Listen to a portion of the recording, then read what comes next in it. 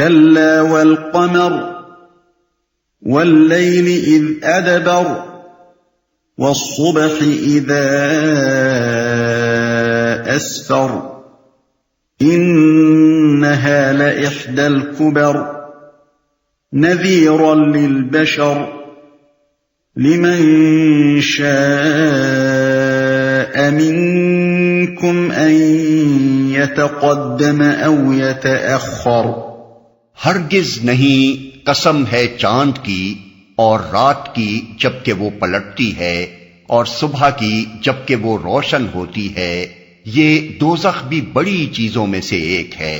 انسانوں کے لیے ڈراوا، تم میں سے ہر اس شخص کے لیے ڈراوا جو آگے بڑھنا چاہے یا پیچھے رہ جانا چاہے۔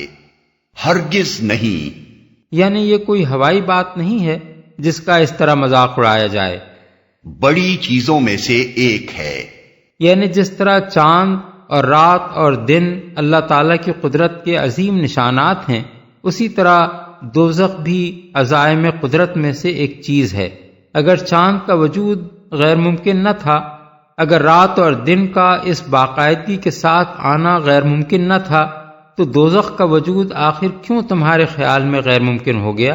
ان چیزوں کو چونکہ تم رات دن دیکھ رہے ہو، اس لیے تمہیں ان پر کوئی حیرت نہیں ہوتی، ورنہ اپنی ذات میں یہ بھی اللہ کی قدرت کے نہایت حیرت انگیز معجزے ہیں، جو اگر تمہارے مشاہدے میں نہ آئے ہوتے اور کوئی تمہیں خبر دیتا کہ چاند جیسی ایک چیز بھی دنیا میں موجود ہے، یا سورج ایک چیز ہے جس کے چھپنے سے دنیا میں اندھیرا ہو جاتا ہے اور جس کے نکل آنے سے دنیا چمک اٹھتی ہے، تو تم جیسے لوگ اس بات کو سن کر بھی اسی طرح ٹھٹھے مارتے جس طرح دوزخ کا ذکر سن کر ٹھٹھے مار رہے ہو۔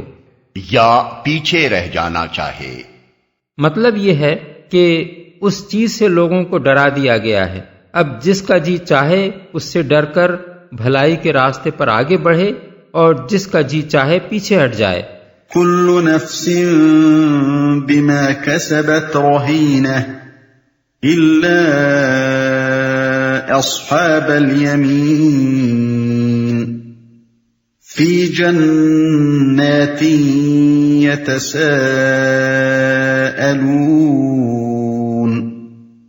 عن المجرمين ما سلككم في سقر۔ ہر متنفس اپنے کسب کے بدلے رہن ہے دائیں بازو والوں کے سوا۔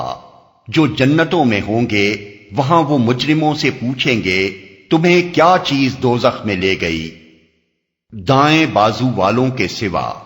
بالفاظ دیگر بائیں بازو والے تو اپنے کسب کے بدلے میں پکڑ لیے جائیں گے، لیکن دائیں بازو والے اپنا فک رہن کرا لیں گے۔ مجرموں سے پوچھیں گے۔ اس سے پہلے کئی مقامات پر قرآن مجید میں یہ بات گزر چکی ہے کہ اہل جنت اور اہل دوزخ ایک دوسرے سے ہزاروں لاکھوں میل دور ہونے کے باوجود جب چاہیں گے ایک دوسرے کو کسی آلے کی مدد کے بغیر دیکھ سکیں گے اور ایک دوسرے سے براہ راست گفتگو کر سکیں گے۔ مثال کے طور پر ملاحظہ ہو تفہیم القرآن جلد 2 سورہ الاعراف آیات 44 تا 50، جلد 4 سورہ الصافات آیات 50 تا 57۔ قالوا لم نك من المصلين ولم نك نطعم المسكين وكنا نخوض مع الخائضين وكنا نكذب بيوم الدين حتى أتانا اليقين فما تنفعهم شفاعة الشافعين۔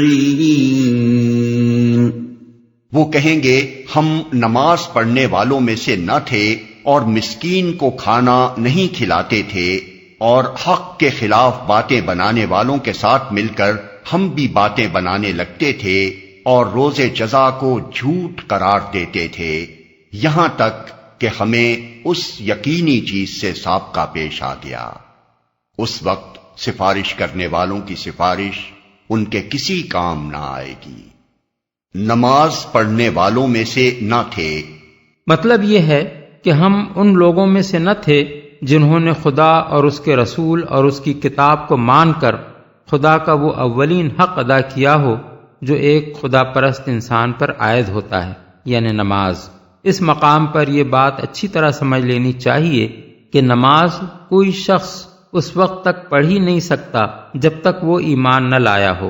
اس لیے نمازیوں میں سے ہونا آپ سے آپ ایمان لانے والوں میں سے ہونے کو مستلزم ہے، لیکن نمازیوں میں سے نہ ہونے کو دوزخ میں جانے کا سبب قرار دے کر یہ بات واضح کر دی گئی کہ ایمان لا کر بھی آدمی دوزخ سے نہیں بچ سکتا اگر وہ تارک نماز ہو۔ کھانا نہیں کھلاتے تھے۔ اس سے معلوم ہوتا ہے کہ کسی انسان کو بھوک میں مبتلا دیکھنا اور قدرت رکھنے کے باوجود اس کو کھانا نہ کھلانا اسلام کی نگاہ میں کتنا بڑا گناہ ہے کہ آدمی کے دوزخی ہونے کے اسباب میں خاص طور پر اس کا ذکر کیا گیا ہے۔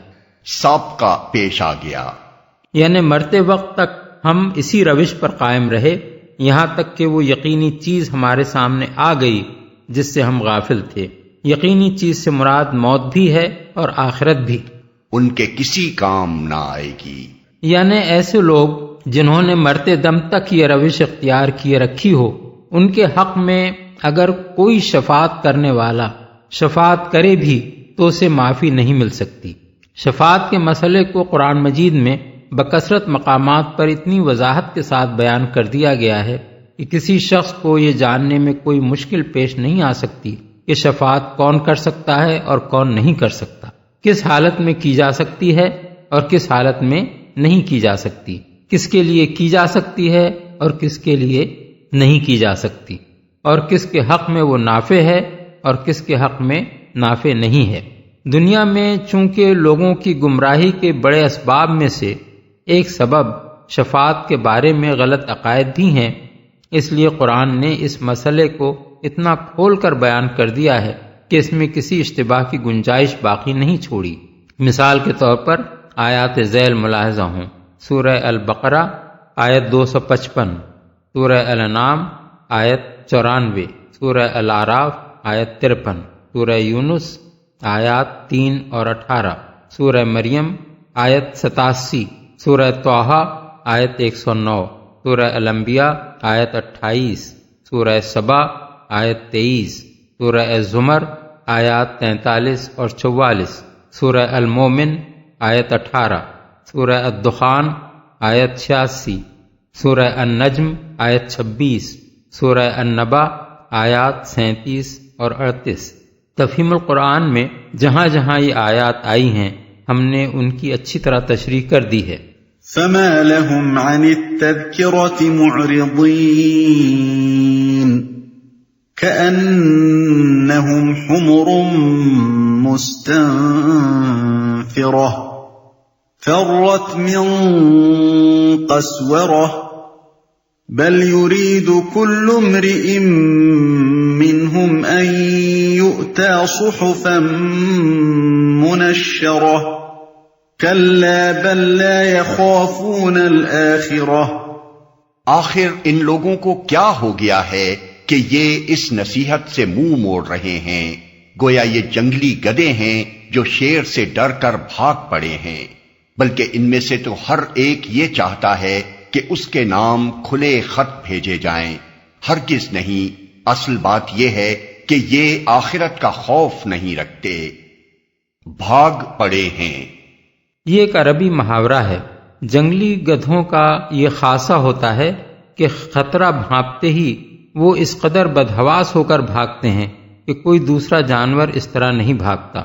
اس لیے اہل عرب غیر معمولی طور پر بدحواس ہو کر بھاگنے والے کو ان جنگلی گدھوں سے تشبیہ دیتے ہیں جو شیر کی بو یا شکاریوں کی آہٹ پاتے ہی بھاگ پڑے ہوں۔ خط بھیجے جائیں، یعنی یہ چاہتے ہیں کہ اللہ تعالیٰ نے اگر واقعی محمد صلی اللہ علیہ وسلم کو نبی مقرر فرمایا ہے تو وہ مکے کے ایک ایک سردار اور ایک ایک شیخ کے نام ایک خط لکھ کر بھیجے کہ محمد ہمارے نبی ہیں، تم ان کی پیروی قبول کرو، اور یہ خط ایسے ہوں جنہیں دیکھ کر انہیں یقین آ جائے کہ اللہ تعالیٰ ہی نے یہ لکھ کر بھیجے ہیں۔ ایک اور مقام پر قرآن مجید میں کفار مکہ کا یہ قول نقل کیا گیا ہے کہ ہم نہ مانیں گے جب تک وہ چیز خود ہم کو نہ دی جائے جو اللہ کے رسولوں کو دی گئی ہے۔ سورہ الانعام آیت 124۔ ایک دوسری جگہ ان کا یہ مطالبہ نقل کیا گیا ہے کہ آپ ہمارے سامنے آسمان پر چڑھیں اور وہاں سے ایک لکھی لکھائی کتاب لا کر ہمیں دیں جسے ہم پڑھیں۔ سورہ بنی اسرائیل آیت 93۔ خوف نہیں رکھتے، یعنی ان کے ایمان نہ لانے کی اصل وجہ یہ نہیں ہے کہ ان کے یہ مطالبے پورے نہیں کیے جاتے، بلکہ اصل وجہ یہ ہے کہ یہ آخرت سے بے خوف ہیں۔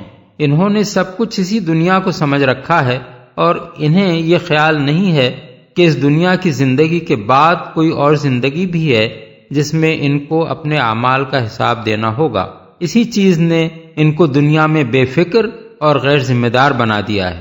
یہ حق اور باطل کے سوال کو سرے سے بے معنی سمجھتے ہیں، کیونکہ انہیں دنیا میں کوئی حق ایسا نظر نہیں آتا جس کی پیروی کا نتیجہ لازماً دنیا میں اچھا ہی نکلتا ہو، اور نہ کوئی باطل ایسا نظر آتا ہے جس کا نتیجہ دنیا میں ضرور برا ہی نکلا کرتا ہو۔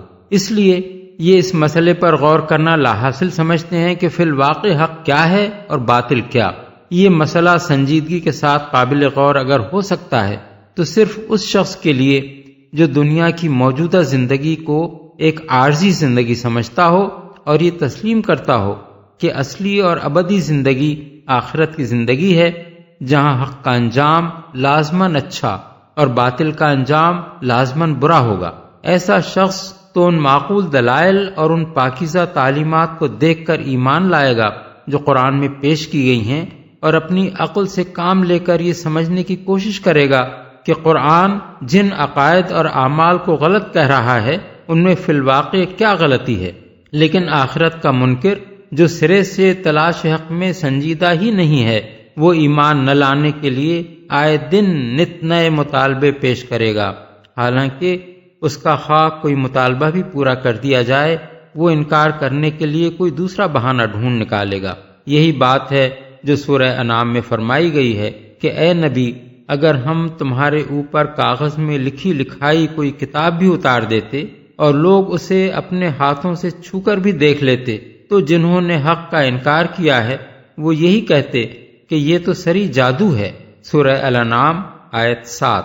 کلا انہ تذکرہ فمن شاء ذکرہ۔ ہرگز نہیں، یہ تو ایک نصیحت ہے، اب جس کا جی چاہے اس سے سبق حاصل کر لے۔ ہرگز نہیں، یعنی ان کا ایسا کوئی مطالبہ ہرگز پورا نہ کیا جائے گا۔ وما يذكرون إلا أن يشاء الله هو أهل التقوى وأهل المغفرة۔ اور یہ کوئی سبق حاصل نہ کریں گے الا یہ کہ اللہ ہی ایسا چاہے، وہ اس کا حقدار ہے کہ اس سے تقوی کیا جائے، اور وہ اس کا اہل ہے کہ تقوی کرنے والوں کو بخش دے۔ اللہ ہی ایسا چاہے، یعنی کسی شخص کا نصیحت حاصل کرنا سراسر اس کی اپنی مشیت ہی پر موقوف نہیں ہے، بلکہ اسے نصیحت اسی وقت نصیب ہوتی ہے جبکہ اللہ کی مشیت بھی یہ ہو کہ وہ اسے نصیحت حاصل کرنے کی توفیق بخشے۔